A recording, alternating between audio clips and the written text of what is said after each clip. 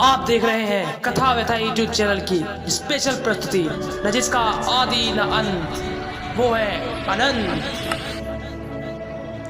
धार्मिक चर्चाओं का अनोखा संगम। नमस्कार। जय श्री श्याम, जय श्री श्याम, जय श्री श्याम। कथा व्यथा यूट्यूब चैनल की अद्भुत प्रस्तुति अनंत में आपका स्वागत है। कथा व्यथा अद्भुत प्रस्तुति अनंत के में सुन रहे हैं आप रामायण के अनसुलझे रहस्य। इसी कड़ी में आज आप सुनेंगे कैसे लंकापति रावण को उनकी खुद की बहन शूर्पणखा ने दिया श्राप। क्या कारण था कि शूर्पणखा ने रावण के वंश नाश होने का श्राप दिया? जानने के लिए सुनिए पूरी कथा। जय श्री श्याम, जय श्री श्याम, जय श्री श्याम।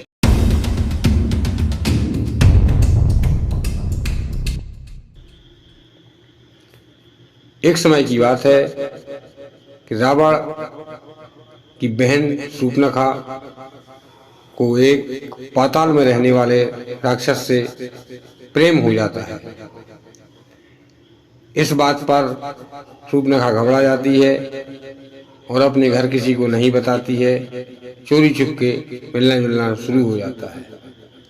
लेकिन बात कहाँ तक छुपती, धीरे धीरे कर लोगों को पता चला और यह बात रावण के कान तक पहुंची। जब रावण को इस बारे में पता चला, उसने पुख्ता जानकारी लेने के बाद अपनी बहन को बुलाया और कहा, हे मेरी छोटी बहन शूर्पणखा, ऐसी कौन सी बात कमी रह गई मेरे लाड़ प्यार में जो तुमने हमसे इतनी बड़ी बात नहीं बताई? मुझे हर बात बताती हो, ये बात तुमने क्यों नहीं बताई? इस पर शूर्पणखा ने कोई जवाब नहीं दिया। इसके बाद जब रावण ने आग्रह पूर्वक, विनम्रता पूर्वक पूछा, तब उसने डरते डरते पूरी कहानी सुनाई। और रावण ने कहा कि तुम एक बार कह देती, राजाओं की लाइन लगा देता। इस पर शूर्पणखा ने कहा कि हे भैया, मुझे राजा नहीं चाहिए। वो गरीब है, छोटे से राज्य देश का नहीं बल्कि अपने घर का मालिक है। हमारे लिए वही सब कुछ है और मैं उसी से शादी करना चाहती हूँ। इस पर रावण ने कहा, ठीक है, उसे लेकर लंका में आओ और हम तुम्हारा विवाह करवाएंगे। जब शूर्पणखा खुशी खुशी उसके पास जाने लगी, तब शूर्पणखा ने मन में विचार किया, कहीं ऐसा ना हो कि भैया यहाँ बुला के उसे मार दें। इस पर शूर्पणखा ने पुनः वापसी रावण के पास आती है और रावण से कहती है, हे भैया, आप मेरी सौगंध खा के कहिएगा कि आप उन्हें मारेंगे नहीं। इस पर रावण शूर्पणखा के सर पर हाथ रखकर कसम खाता है कि हे बहन, मैं तुम्हारे सर पर हाथ रख के कसम खाता हूँ कि जो भी तुमने चुना है उसके लिए मैं मारूंगा नहीं, बल्कि अपने से छोटा एक राजा बनाकर, उसकी हैसियत बढ़ाकर तुम्हारा विवाह कर दूंगा। इसके बाद शूर्पणखा पाताल जाती है और वहां से उस गरीब राक्षस को, जिसका पिता उसकी राजा, वहां का जो राजा था, उसकी सेना में नौकरी करता था, उसे लेकर शूर्पणखा अपने भाई रावण के पास आती है। रावण देखता है, देखने के बाद परिचय लेता है और दोनों का खुशीपूर्वक विवाह कर देता है। विवाह करने के बाद रावण कहता है, अब तुम हमारे जमाता हो गए हो, अब तुम इस हाल में नहीं रहोगे। रावण जाता है क्योंकि रावण ने कुछ भूभाग पाताल का कुछ हिस्सा जीत लिया था। जीता हुआ हिस्सा था, उस हिस्से पर जो रावण का दूसरा सैनिक या कोई और बैठा होता है, उसे गद्दी पर से नीचे उतारकर अपने बहनोई को वहां का राजा बना देता है। बहनोई से कहता है कि तुम और बहन सुखपूर्वक रहो। लंका बराबर राज तो नहीं दे सकता हूँ, लेकिन जितना मैं कर सकता हूँ उतना तुम्हें तुम्हारे लिए किया और तुम सुखपूर्वक रहो। दोनों खुशी खुशी रहने लगे। रावण वहां से वापसी आ जाता है। इस घटना को तकरीबन 7 वर्ष का समय व्यतीत हो जाता है। अब बहनोई का पावर बढ़ चुका था। उसका उसके सर पर रावण का हाथ था। अगल बगल के राजा भी मदद करने लगे।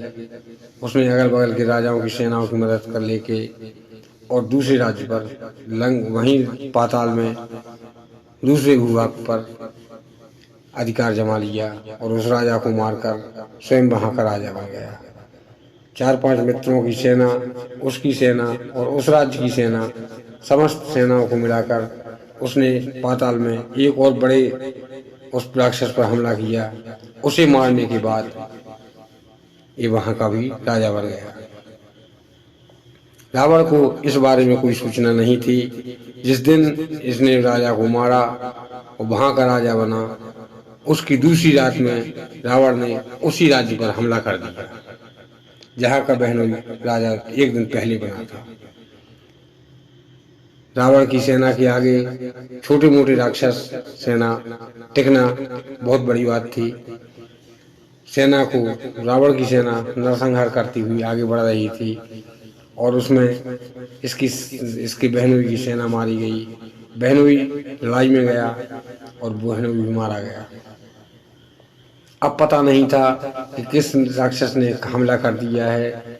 इस बात का पता शूर्पणखा को चला। उसी समय पर शूर्पणखा के गर्भ से एक सुंदर पुत्र ने जन्म लिया। राक्षस माताओं को आपको पता होगा कि राक्षस माताओं को वरदान था कि पुत्र को जिस अवस्था में जितनी उम्र में देखना चाहें उतनी उम्र में देख सकते हैं। इस पर दैत्यगुरु शुक्राचार्य का नाम लेकर शूर्पणखा ने कहा, मन में विचार किया कि मेरा पुत्र 35 वर्ष का हो जाए। उसी समय शूर्पणखा का पुत्र 35 वर्ष का हो गया। माँ से बोला, माँ हमारे लिए क्या आज्ञा है। तब माँ ने कहा, किसी राजा ने पाताल पर हमला कर दिया है और जाओ, हमारा आदेश है ये तलवार पकड़ो और जाओ और उसे मारकर अपने पिताजी की मौत का बदला पूरा करो। जब उस सेना से उसका पिता मुकाबला नहीं कर पाया तो ये बच्चा तो जानता ही नहीं था कैसे तलवार चलाई जाती है, कैसे क्या की जाती है। रात अंधेरी रात थी और ये भी सेना के साथ जयकारों के साथ में आगे बढ़ता हुआ वहां पहुंचा। उस सेना ने, रावण की विशाल सेना ने इसका भी काम तमाम कर दिया, इसे भी मार दिया। जब शूर्पणखा तक यह खबर पहुंची कि तुम्हारा पति और तुम्हारा भाई दोनों मर चुके हैं और वो सेना, तुम्हारा पति और तुम्हारा पुत्र दोनों मर चुके हैं, इस पर शूर्पणखा बहुत रोई बिलापी और उसने कहा, शायद ये राक्षस मेरे भाई रावण को नहीं जानते। यदि मेरे भाई को पता चल गया तो वो इन्हें ढूंढ ढूंढ के मार देगा। इतना कहते हुए जब स्त्रियों को पता चला कि उस राक्षस की सेना राजमहल में घुस रही है, तब स्त्रियों ने कहा, अब क्या किया जाए। तब शूर्पणखा ने कहा कि जिसने मेरे पति और मेरे पुत्र को मारा है, मेरे वंश का नाश किया है, मैं उसे श्राप देती हूँ कि उसके वंश का नाश हो और वो स्वयं इसी मौत मरे। इतना कहते हुए शूर्पणखा बेहोश हो गई। कुछ देर बाद होश आया तो पुनः शूर्पणखा रुदन करने लगी, विलाप करने लगी। इतने में लगभग 1 से 2 घंटे के व्यतीत होने के बाद उस महल में लंकापति रावण के जयकारे गूंजने लगे। एक शूर्पणखा की दासी जाती है और शूर्पणखा से कहती है, हे महारानी, यहाँ पर तो लंकापति रावण की जय बोली जा रही है। तब शूर्पणखा कहती है, ऐसा नहीं हो सकता है। तब वह दासी कहती है, आप ही सुन लें। शूर्पणखा थोड़ी दूर बाहर जाती है, रोना धोना बंद कर बाहर निकलती है। बाहर वास्तव में लंकापति रावण की जयकारे बोल रहे थे। इस पर कुछ देर बाद लंकापति रावण उसी राजसभा में आकर विराजमान होते हैं। शूर्पणखा कहती है कि मुझे रावण से मिलना है। लोग कहते हैं इसे रावण से नहीं मिलने दिया जाए। तब शूर्पणखा कहती है, तुम लोग जानते नहीं, मैं लंकापति रावण की बहन शूर्पणखा हूँ। तब लोग कहते हैं कि यदि तुम सूर्पनखा हो तो तुम्हारी नाक कटी होना चाहिए। वह सबूत पेश करती है।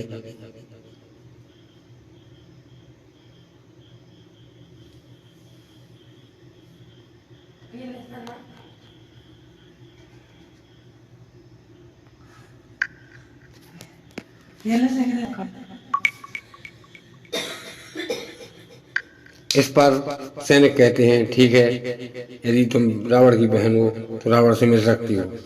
इस पर सूर्पनखा अपने भाई से मिलती है और भाई से कहती है कि हे भैया, ये तुमने क्या कर दिया। तब भाई कहता है हमने तो तुम्हारा विवाह फलाने फलाने राज्य में किया था, तुम यहाँ कैसे। तब वह कहती है कि तुम्हारे बहनोई ने वो राज्य जीत, बगल वाला राज्य जीत लिया, इसके बाद ये राज्य जीत लिया। इस राज्य के राजा कल ही वो बने थे और आपकी विशाल सेना ने मेरे पति और मेरे पुत्र दोनों को मार दिया है। तब रावण विलाप करने लगता है, कहता है हे सूर्पनखा, मुझसे बहुत बड़ी गलती हो गई है, अब मैं बताओ क्या कर सकता हूँ। तब सूर्पनखा कहती है कि हे भाई, इससे बड़ी गलती मुझसे हो गई है। मैंने एक श्राप दे दिया है कि जिसने भी मेरे पति और मेरे पुत्र को मारा है, मेरा वंश का नाश किया है, जाओ उसके भी वंश का, उसका और उसके वंश का नाश हो। दोनों रोते बिलखते हुए कुछ समय बाद वहां रहने के बाद सूर्पनखा से कहते हैं अब आप लंका चलिए। लंका में आज सूर्पनखा रहती है, लेकिन सूर्पनखा को वही बदला उसके दिमाग में भरा हुआ था कि इसी रावण ने, इसी मेरे भाई ने मेरे पति और मेरे पुत्र को मारा है, इसका विनाश करवाना है। वरना क्या आवश्यकता आन पड़ी थी कि देखने में यदि दो राजकुमार, यदि कोई दो महात्मा अपनी पत्नी के साथ में किसी आश्रम में कुटिया बनाकर रह रहे हों, तो सूर्पनखा जानती थी कि भगवान है और इनसे उलझने पर रावण का अंत हो सकता है और इन्हें कोई नहीं मार सकता है। इसी कारण से खरदूषण को मरवाया। खरदूषण को मारने के बाद, क्योंकि ब्रह्मा ने वरदान दिया था, रावण ने स्वयं सूर्पनखा से कहा था खरदूषण मौसम बलवंता, मार सके नहीं बिन भगवंता। इस पर सूर्पनखा ने खरदूषण को मरवाया, रावण को मरवाया और अंत में सूर्पनखा क्या हुआ इसकी कोई जानकारी नहीं है। इन्हीं शब्दों के साथ अपनी वाणी को विराम देता हूँ। जय श्री श्याम, जय श्री श्याम, जय श्री श्याम। कथा अच्छी लगी तो लाइक करें, शेयर करें, सब्सक्राइब करें।